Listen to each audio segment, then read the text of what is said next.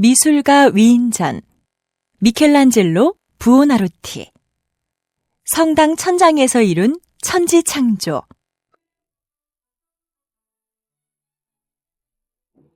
1508년 교황 율리우스 2세가 미켈란젤로를 불렀어요. 당시 실력이 뛰어난 미술가들은 성당이나 시청으로부터 이런저런 작업을 의뢰받아 매우 바빴지요. 교황께서 무슨 일로 나를 찾는 걸까? 미켈란젤로는 이전에도 교황이나 추기경의 부탁으로 여러 가지 조각 작품을 만든 적이 있었어요. 그때마다 그는 최고의 조각가라는 찬사를 들었지요. 미켈란젤로가 교황을 만난 곳은 시스티나 성당이었어요. 그는 교황을 보자마자 정중히 예의를 갖추었죠. 두 사람은 이미 여러 차례 만난 적이 있었어요. 이래저래 서로 안부를 물은 뒤 교황이 미켈란젤로를 부른 이유를 이야기했어요. 이 성당이 완공된 지 벌써 20년이 훌쩍 넘었네. 그런데 아직도 뭔가 빠진 듯 허전한 느낌이야. 그러면서 교황은 천천히 성당의 천장을 올려다 봤어요. 미켈란젤로도 어리둥절해하며 덩달아 천장을 바라봤지요. 교황이 잠시 생각에 잠기는 듯 하더니 말을 이었어요. 내 생각에 시스티나 성당이 썰렁해 보이는 이유는 천장 때문이라네. 저기에 그림을 그려야겠어. 네? 누가 말입니까? 누구긴 누구야. 자네가 그 일을 맡아줘야겠네. 미켈란젤로는 넓디 넓은 성당 천장에 그림을 그리라는 말에 어처구니가 없었어요. 벽화도 아니고 말이에요. 그는 어떻게든 교황의 부탁을 거절할 생각이었죠. 교황님, 저는 회화에 별 관심이 없어요. 아시다시피 그동안 주로 조각 작품을 만들어 왔죠. 하지만 교황 율리우스 2세도 쉬 물러서지 않았어요. 물론 그 점은 나도 잘 알고 있네.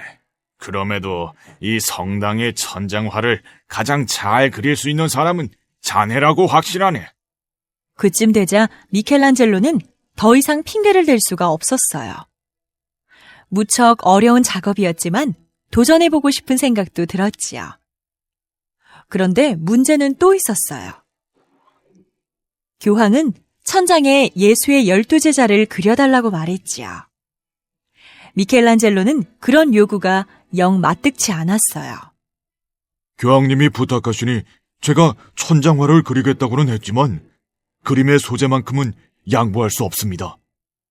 그럼 뭐 특별히 구상하는 것이라도 있나? 교황은 미켈란젤로가 무슨 그림을 그리려는지 궁금했어요. 자신의 말을 그대로 따르지 않아 내심 불쾌하기도 했고요. 미켈란젤로는 마치 오랫동안 계획해온 것처럼 자신이 그리려고 하는 그림에 대해 거침없이 설명했어요. 저는 천지창조의 놀라운 광경을 그릴 생각입니다. 하나님의 역사를 성당 천장화에 되살려 보겠습니다. 그 말에 교황은 고개를 끄덕일 수밖에 없었어요. 그렇게만 된다면 단순히 12제자의 모습을 그리는 것보다 훨씬 깊은 감동을 안겨줄 것이 틀림없으니까요.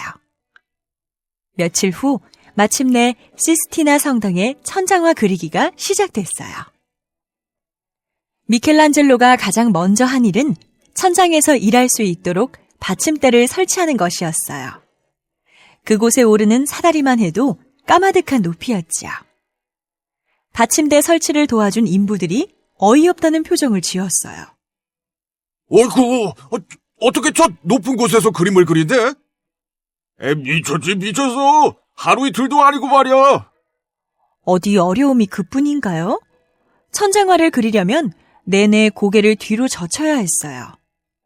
그런 자세로는 몇 분도 지나지 않아 목에 심각한 무리가 갔지요. 실제로 미켈란젤로는 천장화를 그리기 시작한 첫날부터 참을 수 없는 고통에 시달렸어요. 목뼈가 뒤틀리는 것 같아. 이러다 영영 고개조차 돌릴 수 없게 되지 않을까? 게다가 천장화를 그리는 방식은 프레스코였어요. 그것은 벽에 젖은 석회를 발라가며 거기에 물감을 입혀 그림을 그리는 것이죠. 이 방식은 보통의 그림보다 밑그림을 그리거나 잘못된 부분을 수정하기가 까다로워 몇 배의 수고가 필요했어요. 또 그림을 밑에서 올려다보며 그리다 보니 천장에 묻어있던 온갖 티끌이 날려 눈으로 들어갔어요. 물감이 쏟아져 내린 적도 셀 수 없이 많았지요. 이런 큰일이네. 눈동자에 물감이 번져 앞이 하나도 안 보여. 처음에 몇 번은 물로 깨끗이 씻어내면 금방 괜찮아졌어요. 하지만 그런 일이 계속 반복되면서 눈병과 피부병에 시달렸지요. 그와 같은 지독한 고통 속에 하루하루 시간이 흘렀어요. 워낙 넓은 면적을 어렵사리 그림을 그리다 보니 한 달이 지나고 두 달이 지나도 이렇다 할 변화가 없었지요.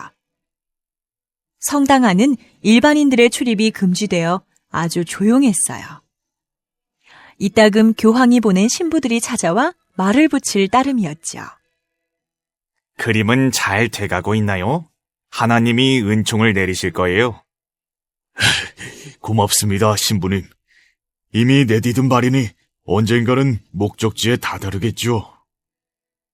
그렇게 세월이 흘러 1년이 지나고 2년이 지났어요. 미켈란젤로는 편지도 고개를 뒤로 젖혀 읽을 만큼 천장화를 그리는 자세가 몸에 배었지요.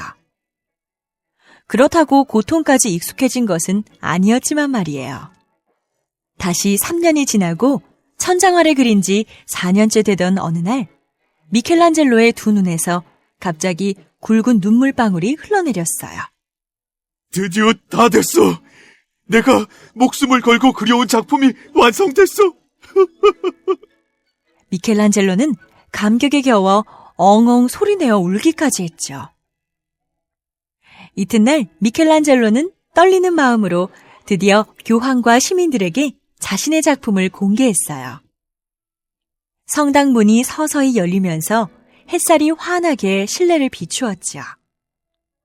여기저기서 비명에 가까운 탄성이 들려왔어요. 이럴 수가. 이것은 사람의 솜씨가 아니라 신의 작품이야. 에이, 믿을 수 없어. 혼자 힘으로 이 그림을 다 그렸다고? 교황 율리우스 2세도 벅찬 가슴을 겨우 진정시켰어요. 그는 그림의 소재에 대해 왈가왈부했던 것이 미안했지요. 수고했네. 정말 했었어. 이건 기적 같은 일일세. 미켈란젤로는 교황의 말에 피로와 고통이 싹 사라지는 듯 했어요. 사람들은 너나 없이 무릎을 꿇고 하나님께 기도를 올렸지요. 시스티나 성당의 천장에는 300명이 넘는 인물들이 그려졌어요. 그 안에 하나님이 빛과 어둠을 나누고 아담과 이브를 빚어내며 인간의 타락과 노아의 방주에 관한 천지창조 이야기가 담겼지요. 꼭 그리스도교 신자가 아니더라도 시스티나 성당의 천장화를 보면 누구나 경건해질 수밖에 없어요.